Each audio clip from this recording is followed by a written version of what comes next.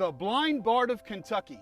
Even though he was blind by his teenage years and deaf by the time he was 40, he became an accomplished author, poet, and invented creations that helped the deaf and blind. James Morrison Heady. Hey everybody, this is Colonel Carson with Family Tree Nuts, and I'm at Elk Creek Baptist outside of Taylorsville, Kentucky. And I'm at the graveside of James Heady. And by the way, if you like these videos, make sure you subscribe to our YouTube channel and click that little bell so you get notifications as to when we post new videos. I'm here with a special guest today, a Miss Pascal Bailey. Miss Bailey, what's your connection to Mr. Heady? I was lucky enough to work with Ken Thompson and Joe Bowen when we started working on the historic marker out by the road by the church. They involved me in it because I have a heart for Morrison Heady. And it was just such a great learning experience from those experts. Absolutely, absolutely. And by the way, you said his name is? Morrison Heady. Even though his name is James Morrison Heady, but his father was? James. Okay, so he went by Morrison. Yes. Okay, so for the rest of the video, we'll refer to him as Morrison Heady. So, when was Morrison born? Heady was born on July 19, 1829 in Elk Creek, Kentucky. When he was a child, he fell from a horse and severely damaged his hearing. He was completely deaf by the age of 40. When he was only 15 years old, a woodcutter's axe kicked up a wood chip that landed in his eye, blinding him in that eye. The following year, he was playing with his schoolmates, and an accident happened, causing him to lose sight in the other eye as well. So both eyes, just within those two, that Yes. 1 year span there. Right. Wow. So since he was blind at such a young age, did he get a chance to go to school? Yes, he did. He attended the Kentucky Institution for the Education of the Blind in Louisville, and later the School for the Blind in Columbus, Ohio. Neither condition limited his contributions. As friends read aloud, he embossed notes on the diplograph machine he invented and built. His machine preceded the invention of the Braille writer, and the Braille writer was, of course, the one that the world adopted. So he invented his own diplograph, I think you said. Right. And you said another thing too. Where did he go to school first? What town did he go to? In Louisville, just outside. Where's Louisville? I know where Louisville is, but I've never heard of Louisville. So, just kidding. That's how we say it around here. So he didn't just invent just the diplograph, he invented some other things too, didn't he? Many things. He invented the talking glove. It was an alphabet printed with the letters on different portions of the finger.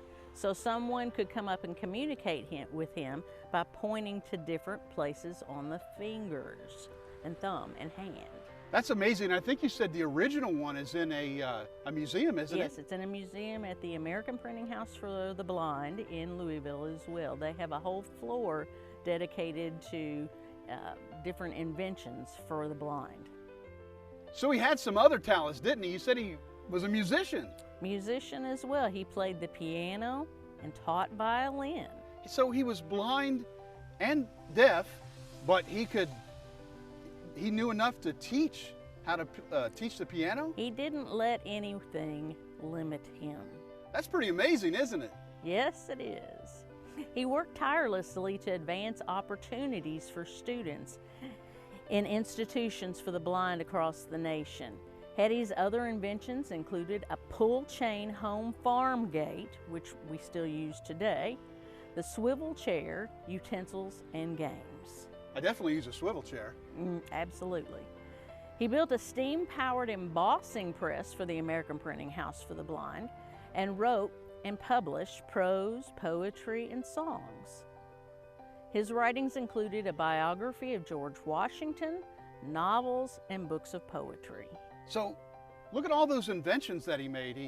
He was a teacher, he invented things for the betterment of people that were like him, and it's pretty inspirational that somebody can do all these things that can't do all the things that you and I can do, isn't it? Yes, inspirational is a great word, I think, to describe Morrison Heady. He was an inspiration during his time as well as now. And I think you said he had a relationship with another lady that was blind and deaf too, didn't he? Helen Keller. They corresponded with each other for years and years. She actually referred to him as Uncle Maury. Uncle Maury. I like that.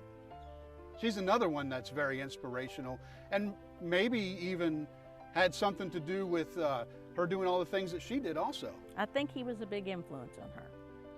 So Mr. Heady actually lived up in age, didn't he? Lived a nice long life. Sure did. Morrison Heady died on December 19th, 1915, and is buried here at the crypt at Elk Creek Cemetery along with his parents. Wow, so he was about 85, 86 years old. Correct. Wow, Correct. and he's buried inside this crypt right here. Yeah. So there was a book that was written about his life, isn't there? Yes, his story was published by Ken Thompson in 2004, named Beyond the Double Night, inspired by one of Heady's poems entitled The Double Night. Is that double night meaning because it's night because he's deaf and it's night because he can't see? Is that Correct. the double night? Yes, yes, yes. So what all is inside the book? Inside the book, Ken highlights all of his history here in Elk Creek, Kentucky. He also has some of his music, pictures of his inventions, and his writings. Wow, sounds like a pretty interesting book. It is, it is. Where can somebody find that book? Your local libraries have it. I know we have one at the Spencer County Library, so check it out. It's a nice read, very inspirational. Yeah, I definitely will myself, for sure. So, Miss Bailey, is there anything else that you'd like to say about Mr. Heady?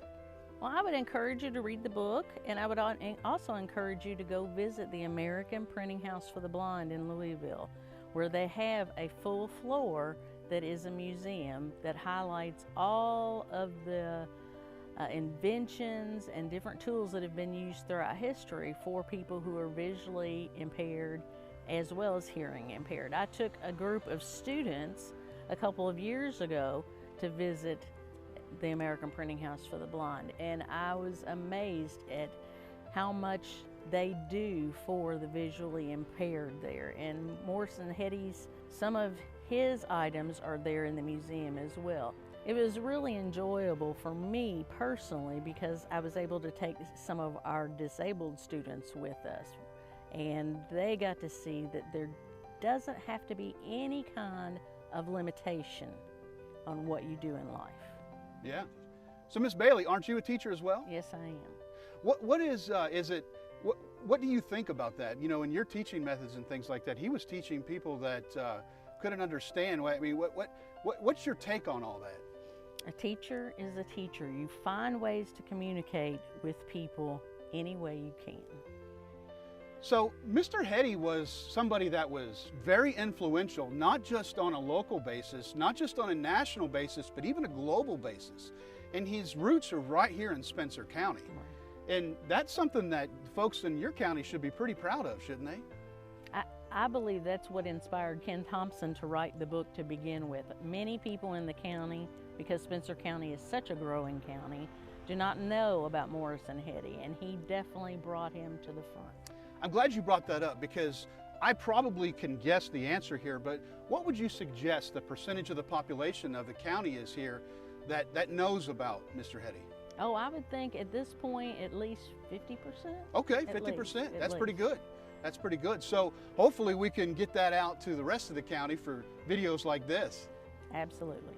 Well, Miss Bailey, thank you for joining us today and telling us about this amazing man. My pleasure. So here we are at Elk Creek Cemetery in Spencer County, Kentucky, the final resting place of an amazing man that didn't let his disabilities disable him. And remember, family tree nuts, let our nuts find the nuts in your family tree.